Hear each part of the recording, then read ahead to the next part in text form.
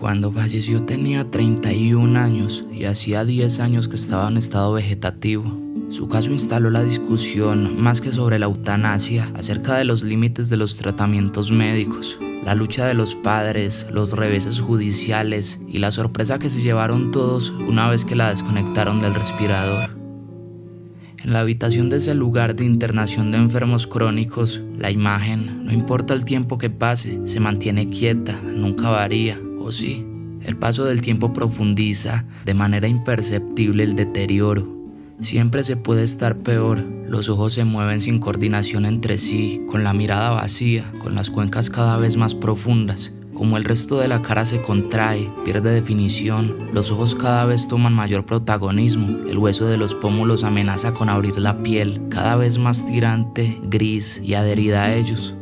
La boca abierta, quieta, con los labios resecos, está acostada plegada sobre sí misma. Karen Ann Quinlan agoniza en la institución en la que la cuidan. Esa agonía, esa muerte lenta dura 10 años, pero en el medio, su caso cambiará para siempre la concepción sobre la muerte digna y los límites de los tratamientos médicos. Hace 35 años, el 11 de junio de 1985, moría, por fin, Karen Ann Quinlan a los 31 años y que había pasado un tercio de su vida en estado vegetativo, sumida en un coma profundo. Se había convertido en la persona convaleciente más famosa del mundo y su caso había llegado a la tapa de todos los diarios y había provocado las discusiones más arduas. Ese final había empezado una década antes, el 15 de abril de 1975. Hacía menos de 2 semanas que se había mudado, había dejado la casa de sus padres para irse a vivir con 2 amigas en un pequeño departamento en el centro de Nueva Jersey. En el último tiempo había tenido varios trabajos y con esos ahorros salió al mundo. El fin de semana tenía una fiesta y se había comprado un vestido que le gustaba mucho. Estuvo 2 días sin comer para entrar mejor en él. No era gorda, pero entraban los cánones de belleza tradicionales. Su figura era contundente y sus movimientos y gestos algo bruscos. Su madre contó que algunos la llamaban machona. Karen quiso que, como comenzaba una nueva vida alejada de la casa paterna, eso también cambiaría. Por eso el vestido, la dieta brutal, la emoción por la fiesta del fin de semana. Al llegar al bar en el que se festejaba, hizo lo que casi todos los demás. Tomó varios gin tonics e ingirió algunos Valiums. Sintió mareos, se tuvo que aferrar a la barra para no caerse. La mezcla sumada a la falta de alimentación durante casi 48 horas tuvo un efecto devastador. Sus amigos la llevaron a su casa, la acostaron y ellos siguieron tomando y charlando en el living. Creyeron que se trataba de una borrachera como tantas otras. Pensaron que su peor costo sería una pesada resaca. Alguien regresó a la habitación de Karen para ver cómo seguía y descubrió que no respiraba.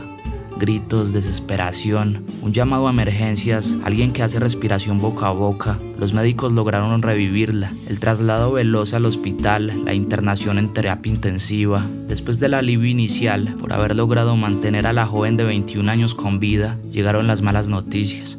Karen había pasado demasiado tiempo sin respirar y esa falta de oxígeno produjo daños irreversibles en su cerebro. Se mantenía con vida gracias a la respiración artificial asistida y a la alimentación por vía nasogástrica.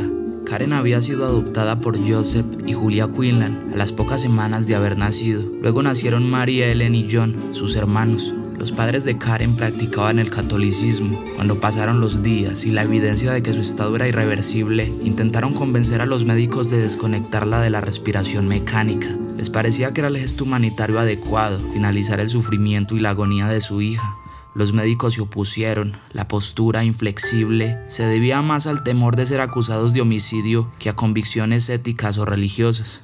La ley obligaba a utilizar todos los medios posibles para mantener con vida al paciente sin importar cuán cruentos fueran o si podían mejorar su situación. Los Quinlan acudieron a la justicia. En primera instancia, la petición fue denegada. Bien mirado se podía decir que el juez se sacó el problema de encima. En una especie de círculo vicioso en el que nadie quería comprometerse, adujo que los médicos habían dicho que no se debía desconectar al paciente, sin tener en cuenta que esa opinión solo buscaba evitar la acusación criminal y que la cuestión debía fundamentarse en un criterio científico y no jurídico. Pero los padres de Karen continuaron apelando. En segunda instancia sufrieron otro revés. El hecho de que la víctima se encuentra en las puertas de la muerte no justifica su homicidio. Existe todavía una esperanza de que todavía se recupere, por más remota que parezca, dictaminaron.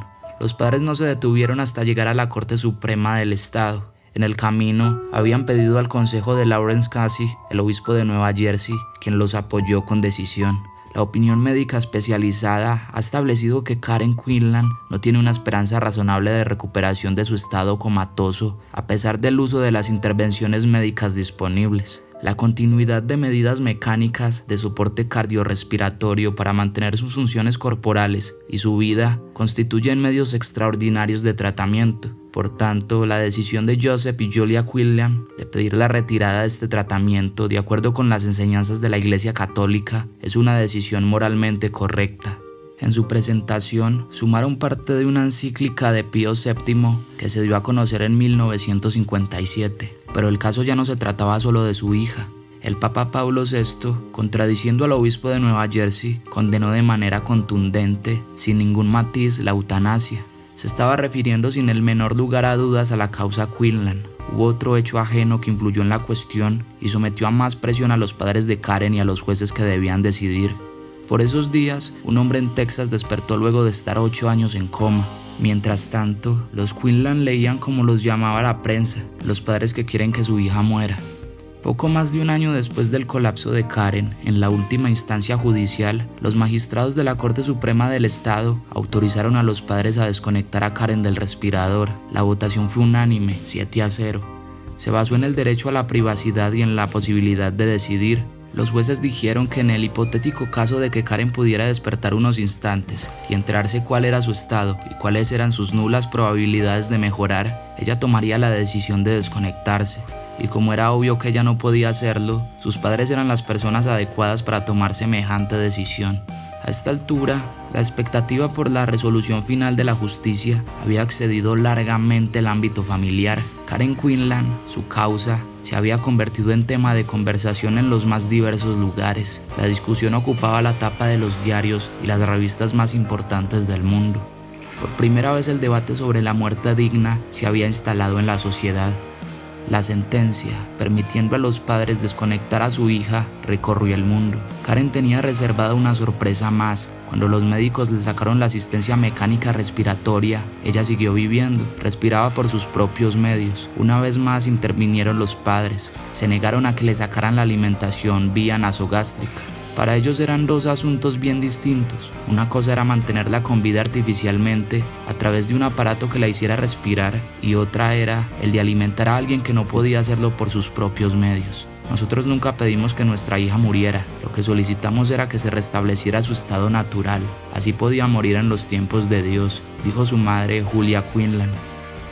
En ese estado, consumiéndose a paso lento, Karen sobrevivió 10 años. En el momento de producirse su colapso, pesaba algo menos de 60 kilos. 10 años después, cuando finalmente murió, debido a una serie de infecciones múltiples que terminaron en neumonía, apenas llegaba a los 29 kilos. De Karen se conoció una sola foto tomada un tiempo antes del colapso. Tiene una mirada profunda, gesto serio, mejillas abundantes y un pequeño yuelo en el mentón. Eran otros tiempos y durante su larga internación no se filtró ninguna foto. Sin embargo, más que su cara, más que su figura, fue su nombre el que permaneció como símbolo de la pelea por habilitar la posibilidad de la muerte digna. La batalla de sus padres para lograr que ella pudiera morir sin que los procedimientos médicos alargaran el tiempo sin esperanza, fue un puntual indispensable para que esa posibilidad, la de la elección de una muerte digna, pudiera instalarse. Los padres de Karen debieron soportar varias cargas simultáneas: el dolor por la pérdida de una hija, la desesperación por no poder hacer nada por ella y no poder despedirse definitivamente de ella, la presión de los medios, la pelea judicial y el peso de que su historia, su pérdida desesperante, se convirtiera en un caso de interés público, en una cuestión que excedía largamente la vida familiar. Tal vez en este último aspecto hayan encontrado la fortaleza para seguir adelante. De esa manera encontraron tal vez el motivo para continuar la lucha. El caso, aunque se asocia a simple vista con la eutanasia, tiene con estas algunas diferencias. Fue por eso que los padres de Karen decidieron que no se le quitara la alimentación. Por eso cada cumpleaños de su hija celebraban una pequeña ceremonia religiosa en su habitación. Ellos lucharon contra la desproporción, contra el encarnizamiento. Eran años en que la medicina estaba expandiendo sus límites a velocidades impensadas poco antes. Por lo tanto, esos avances también provocaban que se plantearan cuestiones éticas que antes no habían surgido y a las que había que darles respuesta. Luego de su muerte, se realizó una rigurosa autopsia para desentrañar cuál era el tipo de daño que había sufrido su cerebro por esos largos minutos sin oxígeno, cuál había sido la causa de su estado vegetativo y de su prolongada sobrevida. Los patólogos descubrieron que el daño principal no se alojaba en la corteza del encéfalo como habían creído inicialmente, sino en el tálamo que había sido destrozado por la hipoxia. Se filmaron algunas películas narrando el caso y la contienda judicial. Su madre publicó 3 libros, 2 de ellos fueron grandes bestsellers y con el dinero recaudado por los derechos de autor, los Quinlan crearon una fundación para ayudar a enfermos terminales. Karen colapsó a los 21 años y permaneció en coma durante más de 10 años. La batalla legal que mantuvieron los padres para que la medicina no utilizara métodos extraordinarios para alargar una vida sin esperanza sirvió para instalar la cuestión para que se pensara sobre ella y para humanizar ese aspecto de los cuidados médicos. Ese es el incuestionable legado de Karen Quinlan y de su familia. No olvides dejarme saber tu opinión acá abajo en los comentarios. También dejar tu like, suscribirte y compartir el video si te gustó. Sin más me despido y hasta la próxima.